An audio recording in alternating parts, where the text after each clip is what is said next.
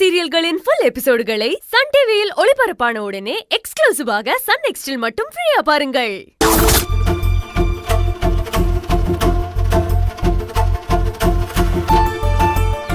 டே தம்பி, கும்பிட போன தெய்வம் குறுக்க வந்த மாதிரி ஓ அண்ணியே வந்துட்டா பாடுறா.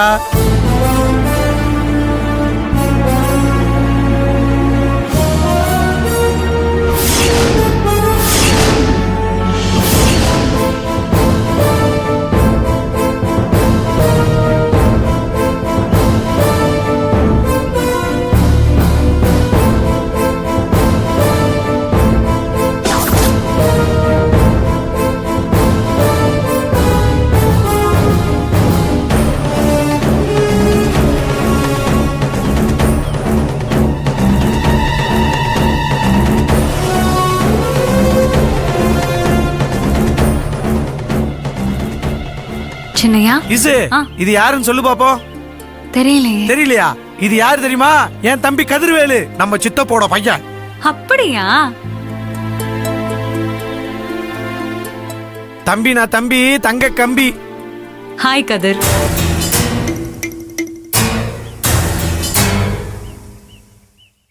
டே தம்பி, அண்ணி உங்ககிட்ட பேசிக்கிட்டே இருக்கா, நீ பாட்டுக்கு பதில் சொல்லாம நிக்கிற. டே கதிரு, என்னடா? ஹாய் அண்ணி, எப்படி இருக்கீங்க? நான் நல்லா இருக்கேன் கதிர், நீங்க எப்படி இருக்கீங்க? சூப்பரா இருக்கேன். ஓப்பனா ஒரு விஷயம் சொல்லட்டுமா? சொல்லுங்க. அண்ணனுக்கு மேரேஜ் நடக்க மாட்டேங்குதுன்னு நான் ரொம்ப கவலைப்பட்டுட்டு இருந்தேன். ஆனா பேரழகியா இருக்கிற நீங்க என் அண்ணனுக்கு ஒய்ஃபா கிடைக்கணுன்றதுக்காக தான் அப்படி ஆயிருக்குன்னு இப்பதான் புரியுது. Really my bro, very very lucky. இல்ல கதிர், என் சின்னையா. சின்னையாவா?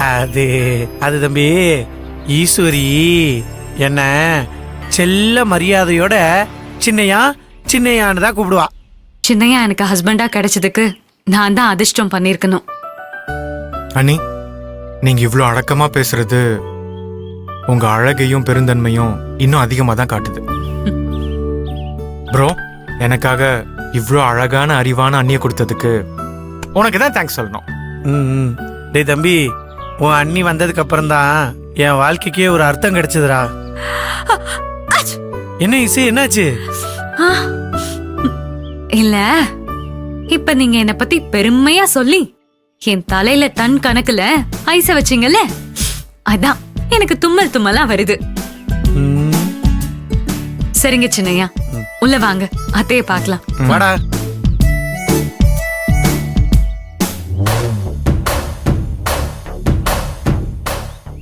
அட பாவி முட்டா பையன் அழகு, உனக்கு பேரழகியா இப்படி ஒரு பொண்டாட்டியா?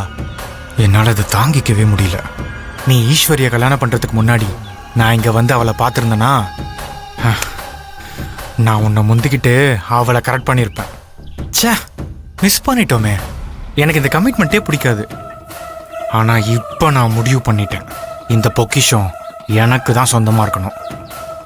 இனிமே 24/7 இதுதான் எனக்கு வேலை. அத்தை. வா ஈஸ்வரி, அபிய காலேஜ்ல விட்டுட்டு வந்தாச்சா? ஆமா அத்தை, விட்டுட்டு வந்தாச்சு. கதிர் வந்திருக்கான், சக்தி தம்பியோட பையன். பாத்தியா? பாத்தேன் அத்தை, பேசிட்டு தான் வந்தேன். ரொம்ப நல்ல பையனா இருக்காரு. ரொம்ப நல்ல பையன் மட்டும் இல்லம்மா, ரொம்ப நல்லா படிச்சிருக்கான். சின்ன வயசுல நம்ம அழகு சுந்தரமும் அவனும் ஒன்னாதான் வளர்ந்தாங்க. ஆனா மாமா நினைச்ச அளவுக்கு அழகு சுந்தரத்துக்கு படிப்பு ஏறல. ஆனா இவன் நல்லா படிப்பான். அதுக்காகவே உன்னோட மாமா அவனை ஒரு பெரிய ஸ்கூல் இங்கிலீஷ் மீடியத்துல தான் படிக்க வச்சாரு. அவனும் அவர் கனவை நல்லபடியா நிறைவேற்றிட்டான், நல்லா படிச்சான். உன் மாமாவோட ஒவ்வொரு கனவும் ஒன்னொன்னா நிறைவேறிக்கிட்டே வந்துகிட்டு இருக்கு. அந்த விதத்துல மனசுக்கு ரொம்ப சந்தோஷம்தான். அத்தை, மாமாவோட கனவுகளும் ஆசைகளும் மட்டும்தான் உங்களுக்கு தெரியும். ஆனா அவர் மனசுல இருந்த ரகசியமும் பயமும் உங்களுக்கு தெரியல. எனக்கு அது தெரிஞ்சும் என்னால இப்போதைக்கு உங்ககிட்ட சொல்ல முடியல. ஏன்னா புல்லட் குமார் மர்டர் விஷயத்திலையும் அபி மேல தொட்டிய தள்ளி விட்ட விஷயத்திலையும் எவிடன்ஸ் எதுவும் இல்லைன்றதுனால சம்பந்தப்பட்டவங்க தப்பிச்சிட்டாங்க, நான் மாட்டிக்கிட்டேன். இந்த தடவை மாமாவோட சாவுக்கு காரணமானவங்க யாருங்கிறத ஆதாரம் இல்லாம நான் உங்ககிட்ட அவசரப்பட்டு சொல்ல மாட்டேன். ஆனா ஒண்ணு நிச்சயம், மாமாவோட நினைவு நாளுக்குள்ள கொலைகாரன் யாருன்னு நான் கண்டிப்பா கண்டுபிடிச்சிருவேன் தே.